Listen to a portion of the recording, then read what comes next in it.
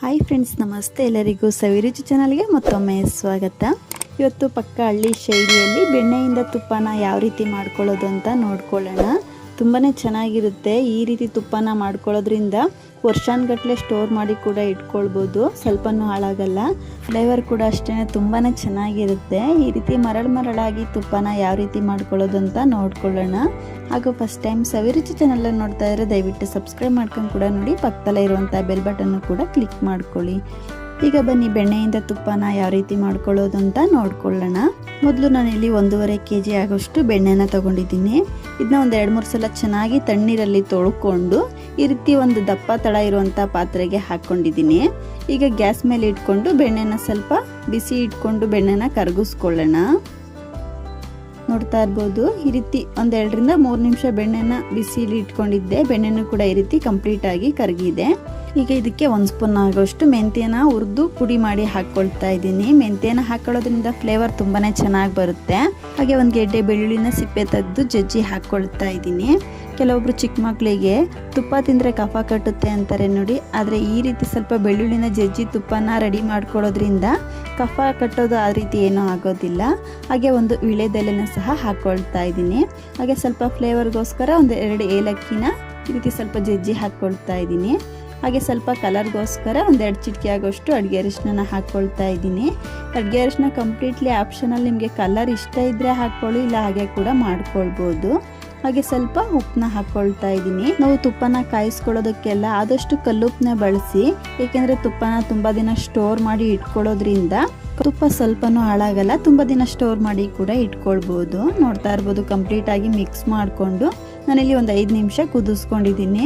ಈ ರೀತಿ ಸ್ವಲ್ಪ ಕಲರ್ ಕೂಡ ಚೇಂಜ್ ಆಗ್ತಾ ಬರ್ತಾ ಇದೆ, ನೋಡ್ತಾ ಇರ್ಬೋದು. ಇದೇ ರೀತಿ ಕಂಪ್ಲೀಟಾಗಿ ಮಿಕ್ಸ್ ಮಾಡ್ಕೊಳ್ತಾ ಒಂದು 20 ನಿಮಿಷ ಚೆನ್ನಾಗಿ ಕುದಿಸ್ಕೊಳ್ಬೇಕು. ಉರಿನ ಪೂರ್ತಿ ಮೀಡಿಯಂ ಫ್ಲೇಮಲ್ಲೇ ಇಟ್ಕೊಂಡಿರ್ಬೇಕು. ಹೈ ಫ್ಲೇಮಲ್ಲಿ ಇಟ್ಕೊಂಡು ತುಪ್ಪನೆಲ್ಲ ಕಾಯಿಸ್ಕೊಳ್ಳೋಕೆ ಹೋಗ್ಬಾರ್ದು.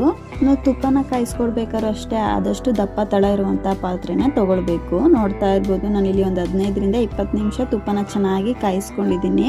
ಈ ರೀತಿ ನಾವು ಬೆಳ್ಳುಳ್ಳಿ ಹಾಕ್ಕೊಂಡಿದ್ವಲ್ಲ, ಕಲರ್ ಕೂಡ ಚೇಂಜ್ ಆಗಿದೆ, ನೋಡ್ತಾ ಇರ್ಬೋದು. ಈ ರೀತಿ ಬೆಳ್ಳುಳ್ಳಿ ಕಲರ್ ಕಂಪ್ಲೀಟಾಗಿ ಕೆಂಪು ಕಲರ್ ಆದರೆ ತುಪ್ಪ ಕಂಪ್ಲೀಟಾಗಿ ರೆಡಿಯಾಗಿದೆ ಅಂತ. ವೀಳ್ಯದೆಲೆನೂ ಸಹ ಕ್ರಿಸ್ಪಿ ಆಗಿದೆ, ನೋಡ್ತಾ ಇರ್ಬೋದು. ಈ ರೀತಿ ಬೆಳ್ಳುಳ್ಳಿ ಕಂಪ್ಲೀಟಾಗಿ ಕಲರ್ ಚೇಂಜ್ ಆದಮೇಲೆ ನಾವು ಗ್ಯಾಸ್ನ ಆಫ್ ಮಾಡ್ಕೊಳ್ಬೇಕು. ಈಗ ತುಪ್ಪದಲ್ಲಿರುವಂಥ ಗಸಿ ತಳದಲ್ಲಿ ಕೂತ್ಕೊಳ್ಬೇಕು. ಹಾಗಾಗಿ 2 ನಿಮಿಷ ಹಾಗೆ ಬಿಟ್ಟಿದ್ದೀನಿ, ನೋಡ್ತಾ ಇರ್ಬೋದು. ನಾವು ಗ್ಯಾಸ್ ಆಫ್ ಮಾಡಿದ ತಕ್ಷಣ ತುಪ್ಪನ ಸೋದಿಸ್ಕೊಳ್ಳೋಕೆ ಹೋಗ್ಬಾರ್ದು. 1 ನಿಮಿಷ ಹಾಗೆ ಬಿಟ್ಟು ತುಪ್ಪದಲ್ಲಿರುವ ಗಸಿ ಕಂಪ್ಲೀಟಾಗಿ ತಳದಾಗಿ ಕೂತ್ಕೊಂಡಿದ್ದಾದಮೇಲೆ ಈ ರೀತಿ ಒಂದು ಬಾಕ್ಸ್ಗೆ ಸೋದಿಸ್ಕೊಳ್ತಾ ಇದ್ದೀನಿ. ನೀವು ಈ ತುಪ್ಪನ ಸ್ಟೀಲ್ ಬಾಕ್ಸು ಅಥವಾ ಗ್ಲಾಸ್ ಬಾಟಲ್ಲು ಅಥವಾ ಪಿಂಗಾಣಿ ಪಾತ್ರೆಯಲ್ಲಿ ಯಾವುದರಲ್ಲಾದರೂ ಇಟ್ಕೊಳ್ಬೋದು. ನೋಡ್ತಾ ಇರ್ಬೋದು, ಈ ರೀತಿ ಕಂಪ್ಲೀಟಾಗಿ ತುಪ್ಪನ ಒಂದು ಸ್ಟೀಲ್ ಬಾಕ್ಸ್ಗೆ ಸೋದಿಸ್ಕೊಂಡಿರೋದಾಗಿದೆ.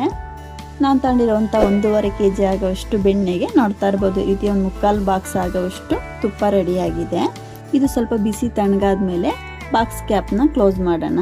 ಅಷ್ಟರಲ್ಲಿ ನೋಡಿ ತುಪ್ಪನ ರೆಡಿ ಮಾಡಿ ಇಟ್ಕೊಂಡಿದ್ವಲ್ವ, ಆ ಗಸಿನ ವೇಸ್ಟ್ ಮಾಡ್ಕೊಳ್ಳೋಕೆ ಹೋಗ್ಬಾರ್ದು. ಈಗ ಇದಕ್ಕೆ ಒಂದು ಚಿಕ್ಕ ಕಪ್ಪಲ್ಲಿ 1/2 ಕಪ್ ಆಗೋಷ್ಟು ರಾಗಿ ಹಿಟ್ಟನ್ನ ಹಾಕ್ಕೊಳ್ತಾ ಇದ್ದೀನಿ. ಹಾಗೆ 1 ಸ್ಪೂನ್ ಆಗೋಷ್ಟು ಸಕ್ಕರೆನ ಹಾಕ್ಕೊಳ್ತಾ ಇದ್ದೀನಿ. ಈ ರೀತಿ ರಾಗಿ ಹಿಟ್ಟು ಸ್ವಲ್ಪ ಸಕ್ಕರೆನ ಸೇರಿಸ್ಕೊಂಡು ಈ ರೀತಿ ಕಂಪ್ಲೀಟಾಗಿ ಮಿಕ್ಸ್ ಮಾಡ್ಕೊಳ್ತಾ ಲೋ ಫ್ಲೇಮಲ್ಲೇ 2 ನಿಮಿಷ ಚೆನ್ನಾಗಿ ಫ್ರೈ ಮಾಡ್ಕೊಳ್ಳೋಣ. ಇದನ್ನು ತಿನ್ನಲಿಕ್ಕೆ ತುಂಬಾ ಚೆನ್ನಾಗಿರುತ್ತೆ, ಏಕೆಂದರೆ ನಾವು ಸ್ವಲ್ಪ ಬೆಳ್ಳುಳ್ಳಿನ ಜಜ್ಜಿ ಹಾಕ್ಕೊಂಡಿರ್ತೀವಿ. ಹಾಗೆ ಸ್ವಲ್ಪ ಫ್ಲೇವರ್ಗೋಸ್ಕರ ಏಲಕ್ಕಿನೂ ಹಾಕ್ಕೊಂಡಿರ್ತೀವಲ್ವ, ತುಂಬಾ ಚೆನ್ನಾಗಿರುತ್ತೆ. ಈ ರೀತಿ ತುಪ್ಪ ಕಾಯಿಸ್ಕೊಂಡಿರೋಂಥ ಗಸಿನ ವೇಸ್ಟ್ ಮಾಡ್ಕೊಳ್ದಲೆ ಈ ರೀತಿ ಸ್ವಲ್ಪ ರಾಗಿ ಹಿಟ್ಟು ಸಕ್ಕರೆನ ಸೇರಿಸಿ ಮಿಕ್ಸ್ ಮಾಡಿಕೊಂಡು ತಿನ್ನಲಿಕ್ಕೆ ತುಂಬಾ ಚೆನ್ನಾಗಿರುತ್ತೆ. ಖಂಡಿತ ನೀವು ಕೂಡ ಒಮ್ಮೆ ಟ್ರೈ ಮಾಡಿ ನೋಡಿ. ಇದನ್ನ ಒಂದು ಬೌಲ್ಗೆ ಎತ್ತಿಟ್ಕೊಳ್ತಾ ಇದ್ದೀನಿ. ಅಷ್ಟರಲ್ಲಿ ತುಪ್ಪ ಬಿಸಿ ಕೂಡ ಸ್ವಲ್ಪ ತಣ್ಣಗಾಗಿದೆ. ಈಗ ಬಾಕ್ಸ್ ಕ್ಯಾಪ್ನ ಕ್ಲೋಸ್ ಮಾಡಿ 1 ಡೇ ಬಿಟ್ಟು ನೆಕ್ಸ್ಟ್ ಡೇ ನೋಡೋಣ. ನೋಡ್ತಾ ಇರ್ಬೋದು, 1 ಡೇ ಹಾಗೆ ಬಿಟ್ಟಿದ್ದೆ.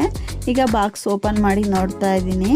ಈ ರೀತಿ ತುಪ್ಪ ಕೂಡ ಗಟ್ಟಿಯಾಗಿದೆ, ನೋಡ್ತಾ ಇರ್ಬೋದು. ತುಪ್ಪ ಎಷ್ಟು ಚೆನ್ನಾಗಿ ಮರಳಾಗಿ ಬಂದಿದೆ ಅಂತ. ಖಂಡಿತ ನೀವು ಕೂಡ ಈ ರೀತಿ ಒಮ್ಮೆ ಬೆಣ್ಣೆಯಿಂದ ತುಪ್ಪನ ಟ್ರೈ ಮಾಡಿ ನೋಡಿ. ಇದನ್ನು ವರ್ಷಾನುಗಟ್ಟಲೆ ಸ್ಟೋರ್ ಮಾಡಿ ಕೂಡ ಇಟ್ಕೊಳ್ಬೋದು, ಸ್ವಲ್ಪನೂ ಹಾಳಾಗಲ್ಲ. ನೋಡಿದ್ರಲ್ವ ಫ್ರೆಂಡ್ಸ್, ಇವತ್ತಿನ ಬೆಣ್ಣೆಯಿಂದ ತುಪ್ಪ ರೆಸಿಪಿ ನಿಮ್ಮೆಲ್ಲರಿಗೂ ಇಷ್ಟ ಆಯಿತು ಅಂದ್ಕೊಳ್ತೀನಿ. ಇಷ್ಟ ಆದರೆ ಈ ವಿಡಿಯೋಗೆ ಲೈಕ್ ಮಾಡಿ, ಶೇರ್ ಮಾಡಿ. ಹಾಗೂ ಇನ್ನಷ್ಟು ಈಸಿ ರೆಸಿಪಿಗಾಗಿ ಸವಿರುಚಿ ಚಾನಲ್ ಸಬ್ಸ್ಕ್ರೈಬ್ ಮಾಡ್ಕೊಂಡು ಕೂಡ ನೋಡಿ. ಪಕ್ಕದಲ್ಲೇ ಇರುವಂಥ ಬೆಲ್ ಬಟನ್ನು ಕೂಡ ಕ್ಲಿಕ್ ಮಾಡ್ಕೊಳ್ಳಿ.